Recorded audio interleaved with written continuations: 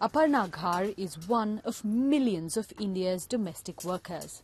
In a single day, she often works more than 12 hours, washing up and wiping floors at 5 homes in Mumbai. We don't get regular salary raises. We also face problems when it comes to getting a weekly holiday and paid annual leave. It's all up to the person whose home we work at. Unlike people who work at factories and construction sites, domestic workers are not recognized as labor by Indian laws, despite the fact that virtually every middle and upper class home in the urban areas of the country employs domestic help. And so household workers say they are not legally entitled to any benefits. We can work up to a certain age, but once we are old, what then? Who will take care of us? We should get pensions and medical insurance too, for when we fall sick. We work at other people's homes and we can't afford to employ someone to do our housework. So we end up working really hard through the day. The government should ensure that we get some basic facilities. These women are protesting against the alleged abuse of a maid in Mumbai.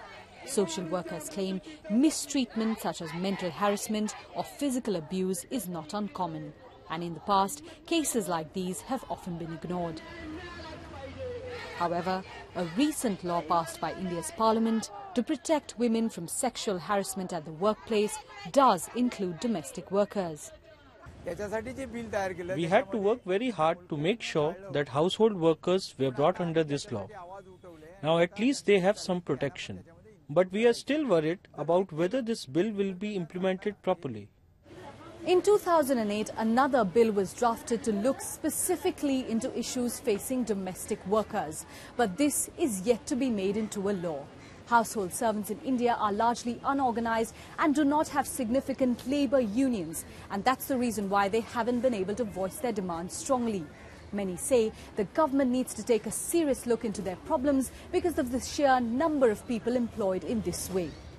According to the International Labour Organization, India has over 10 million domestic workers, a figure that's more than doubled from 4.75 million in 2005. And over 70% of these are women. For India, I have seen that there is strong commitment, and there's been strong commitment the last couple of years from the highest level to try to promote a policy framework on this issue to protect domestic workers. It's very, very important that this policy moves through the system as, I would say, as a matter of urgency, because we are talking about a very vulnerable section of the society. Experts also say that domestic labours in many ways hold up the economy because they allow several others to go out and work. The recently released national budget announced some schemes for household help. And many like Aparna hope that soon they will see much more recognition and support from government.